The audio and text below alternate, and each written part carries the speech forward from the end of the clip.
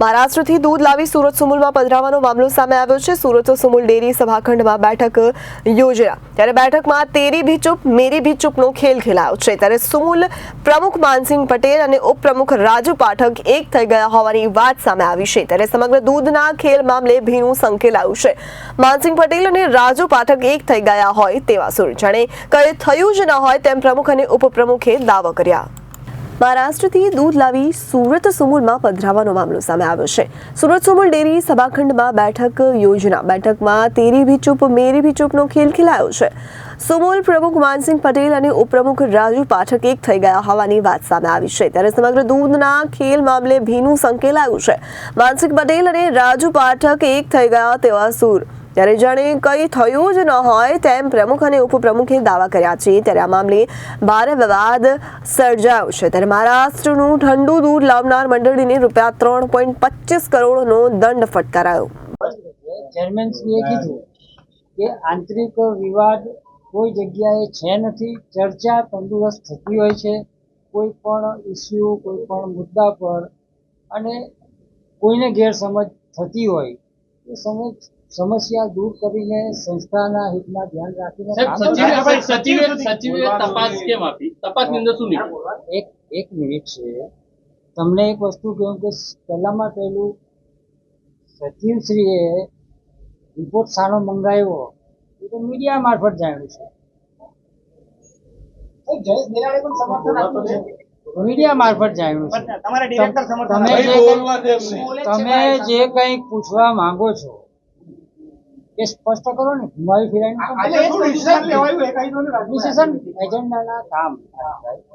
એજન્ડાના કામ વાર્ષિક હિસાબ સર્વાનુમતે મંજૂર એક રાગીતાથી થઈ રહ્યા છે। શાનું સમર્થન મને ખબર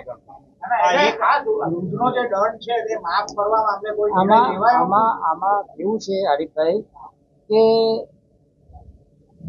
મીડિયા મારફત પહેલામાં પહેલી સત્તાવાર રીતે બી તમને પ્રેસ નોટ પહોંચાડશે કે સુમુલમાં વર્ષોથી પ્રોક્યુરમેન્ટથી લઈને પ્રોસેસ સુધી ફાઇનલ પ્રોડક્ટ સુધી બિલકુલ ચેક પોઈન્ટ અને ટ્રાન્સપરન્ટ સાથે કામ થઈ રહ્યું છે। કોઈ એવું એડલ્ટેશન વાળું દૂધ આજ દિન સુધી સુમુલે સ્વીકાર્યું નથી, સમજી લેજો। કોઈ જગ્યાએ કોઈ મંડળીએ અમૂલ પેટર્નની વિરુદ્ધ કામ કર્યું હોય તો એના માટે આજે પણ બોર્ડે નીતિ નિયમો બનાવી સહકારથી કેવી રીતના મંડળીઓનું અહિત માસ એક બે વ્યક્તિએ ભૂલ કરી હોય, આ ફેડરલ સંસ્થાની વ્યવસ્થા છે એમાં નીચે જેન્યુન સભાસદો જે છે એના હિતને પણ ધ્યાન એનું અહિત નહીં થાય।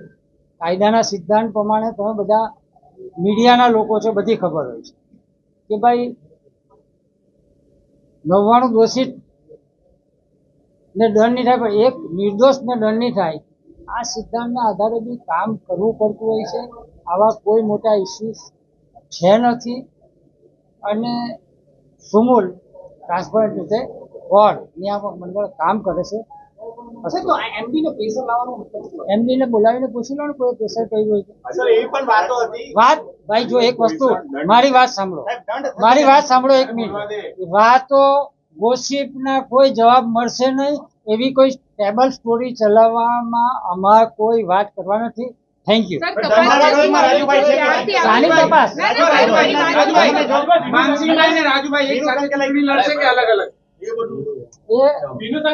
મારી વાત સાંભળો, માનસિંહભાઈ ને રાજુભાઈ ચૂંટણી લડશે ત્યારે ચૂંટણીનું જાહેરનામું બહાર પડશે ત્યારે પ્રશ્ન પૂછજો ને ત્યારે જવાબ મને ભવિષ્ય જોતા આવડતું નથી। કોના દંડ માફી, જો એક વસ્તુ દંડ માફી ફેવરમાં આવવું નહીં આવવું એ વિષય નથી। મૂળ નિયમ કાયદો સિદ્ધાંતના આધારે દંડનો વિષય રાજ્ય સરકાર સુધી પહોંચે છે। તમે ગોસિપ ચલવો, તમે વાત કરો ગોસિપ નથી। કાર્યક્રમનું નિવેદન છે વ્યારામાં રેલી થાય છે, તમને નથી તમારા ડિરેક્ટરો તમે કહો છો તો દંડ જે ફટકારવામાં આવ્યો છે તે યોગ્ય છે કે પછી નથી?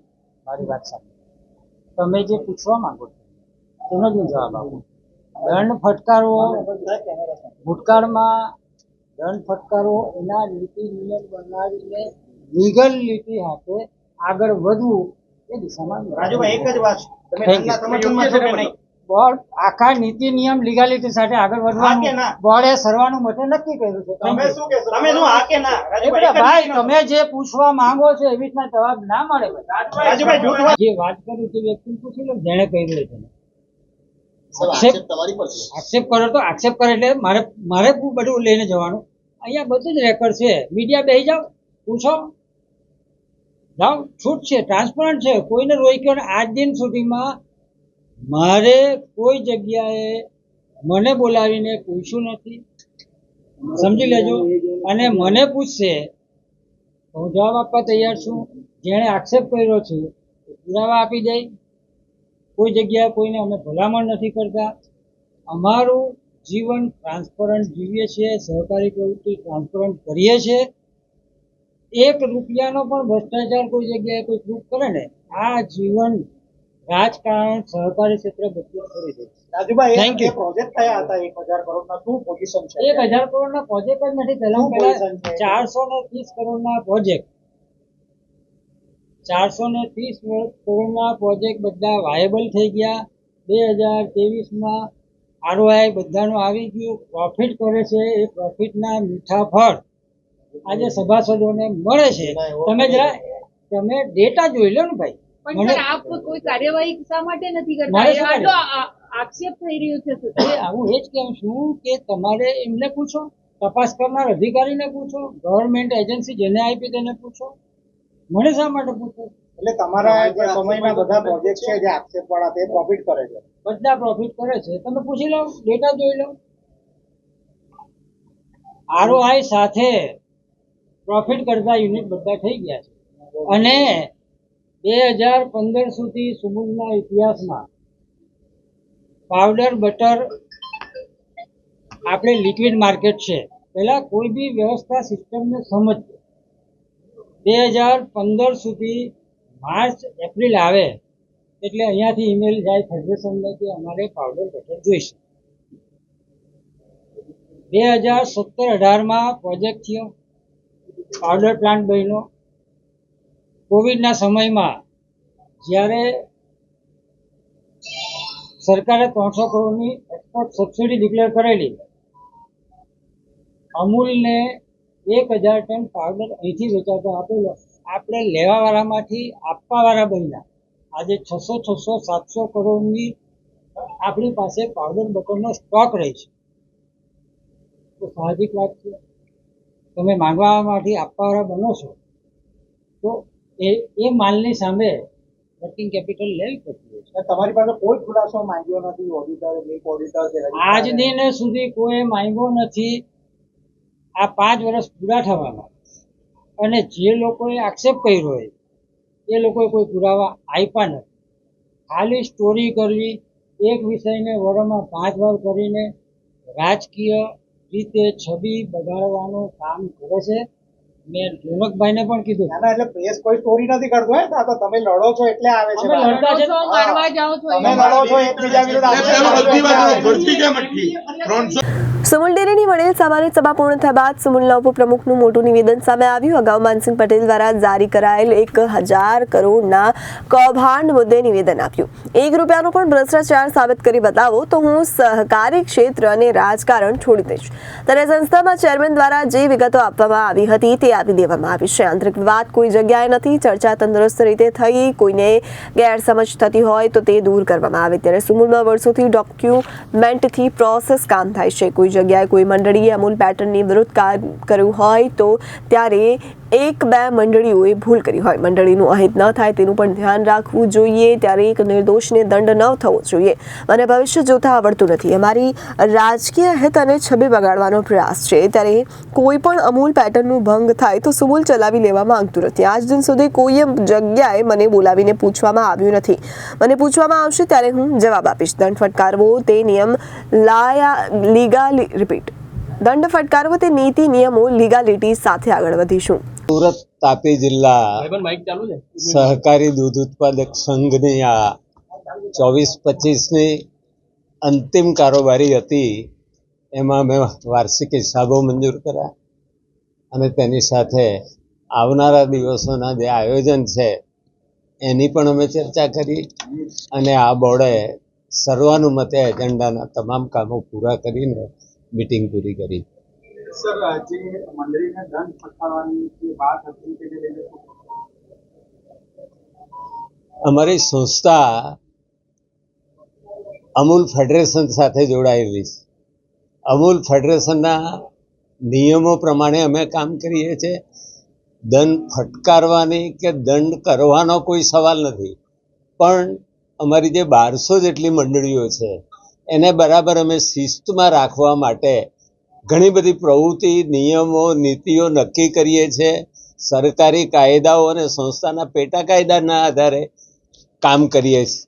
એટલે અમારા નિયમની બહાર અમારો જ કોઈ પ્રતિનિધિ જાય, પ્રતિનિધિ મીન્સ કે મંડળી, તો અમે એને કંટ્રોલ કરવા માટે આ કરીએ છીએ. કઈ રીતે કંટ્રોલ કરવામાં આવે?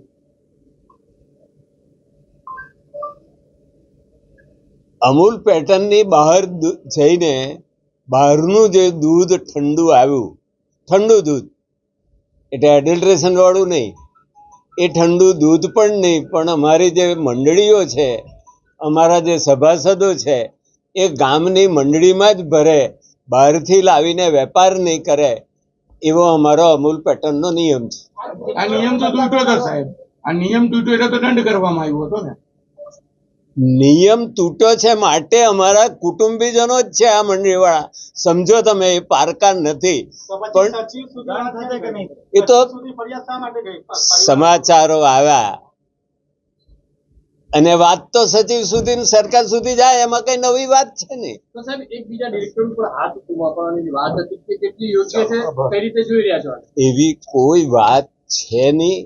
સમગ્ર બોર્ડ દૂધ ઉત્પાદકોના હિતમાં કામ કરે છે અને કામ કરી રહેલું છે. મેં શરૂઆતમાં જ તમને આપી, એટલે વિશેષ કઈ મારે કહ્યું નથી. જે તે સમયે આપ સામે કેમ નહીં આવ્યા? મીડિયા સામે જે તે સમયે મીડિયા સામે કેમ ના આવ્યા? આવું કઈ નથી તો કશું નથી, આવું કશું જ નથી. પાછો વારંવાર હું કહું છું કે બોર્ડ એકબત્તી કામ કરે છે અને એના કારણે આ સુમૂલની પ્રગતિ છે અને એના કારણે અમે અમારા ગ્રાહકોને સાચવી શક્યા છે. એટલે હવે પછી રિપોર્ટર અરવિંદ રાઠોડ, જનાદેશ ન્યૂઝ, સુરત.